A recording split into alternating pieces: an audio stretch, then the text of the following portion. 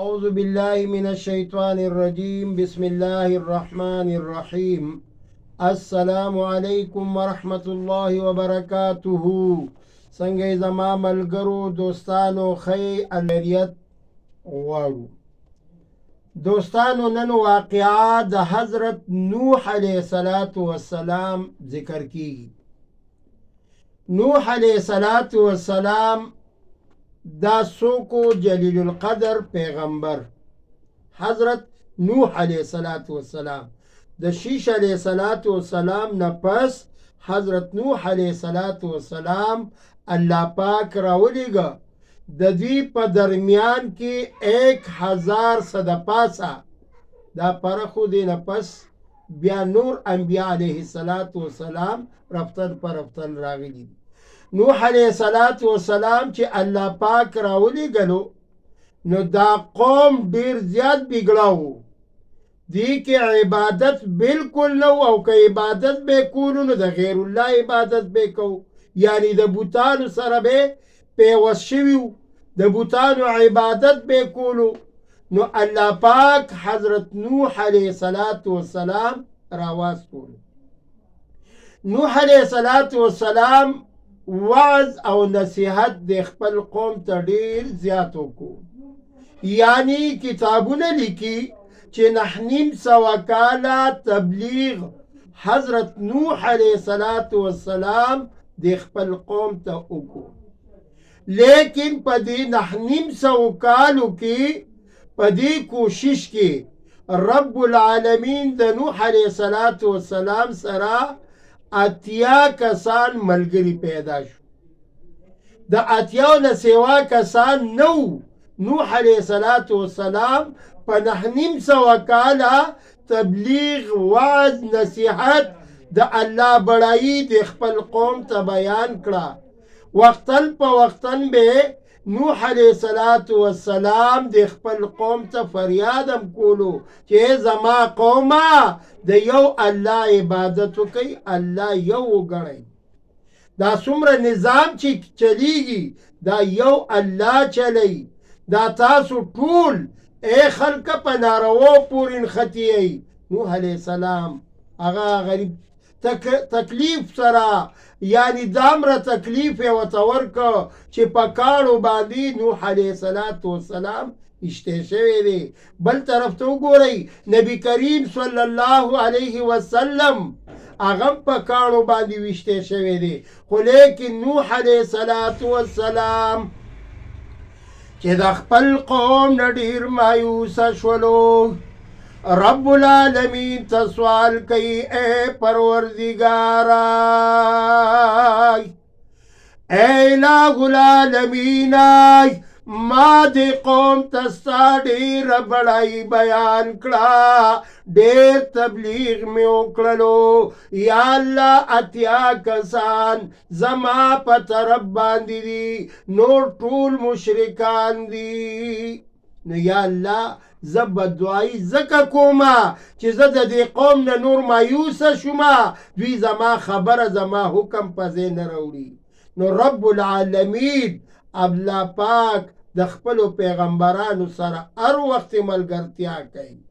ولی رب العالمین د خپلو پیغمبرانو سره ځکه ملګرتیا کوي چې الله پاک دوی دا پیغام ولا ورکوي چې ورشه ای قوم ته ووایه چې د یو الله وحدانیت ومنئ که نه منئ. نو ګورئ الله پاک ګرفت کې به راشئ. نوح علیه السلام بددعایي وکړه، الله یې بددعایي قبوله کړه، او الله پاک د نوح علیه السلام قوم په څه باندې هلاک کوي؟ په طوفان باندې هلاک کوي. نوح علیه السلام ته الله امر وکړو کشتۍ جوړه کا، او په دې کشتۍ کې ځان سره دغه 80 کسان دا هم راوخېجوه. کتابونه لیکي وایي د نوح علیه السلام کشتۍ دا 80 ګزه اوږده وه او 50 ګزه دا پلنه وه. دومره د هغې لمبایي او چوړایي وه، او دا 3 چته وه.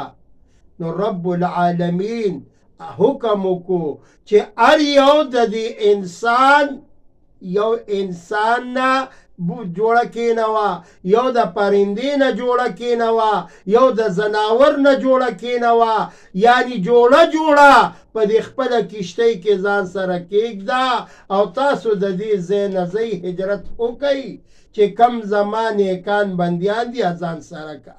نو اتیا کسان د نوح علیه السلام کشتۍ ته هغه راوخته. کنعان د نوح علیه السلام خپل بچی دی، لیکن د هغې باوجود کنعان هم د هغه ایمان مشرف نه و. نو رب العالمین ته سوال وکړو او بار بار به شاته کته. الله پاک ورته حکم وکړو ای نوح علیه السلام دا ستا د اهل نه دی.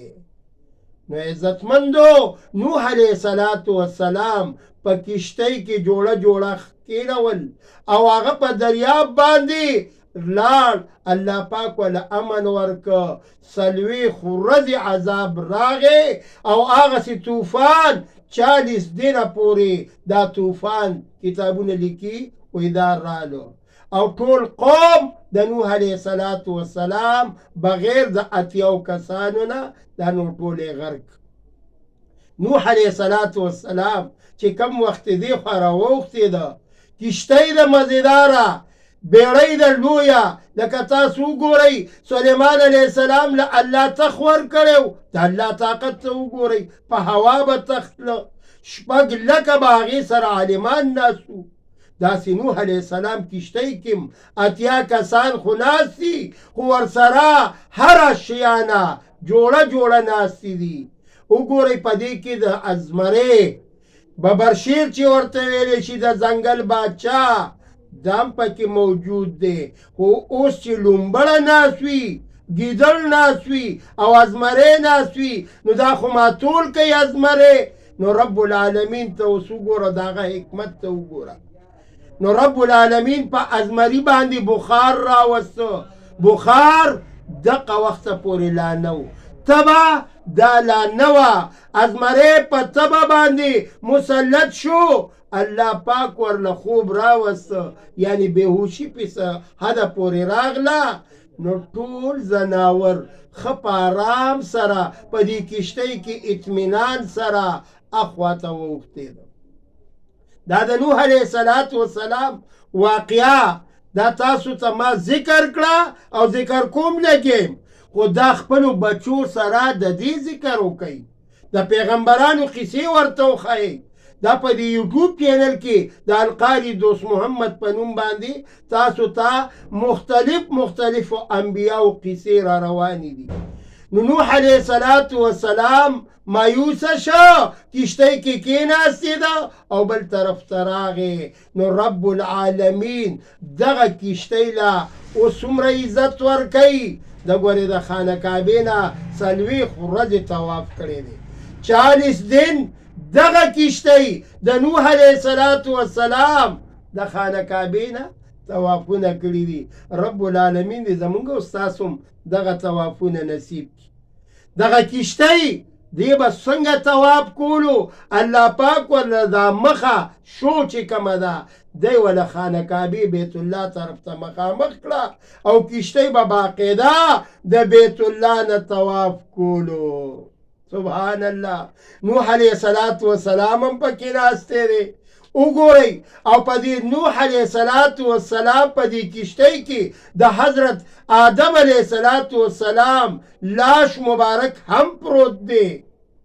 دا د رب العالمین د طرفه دا فیصله وه.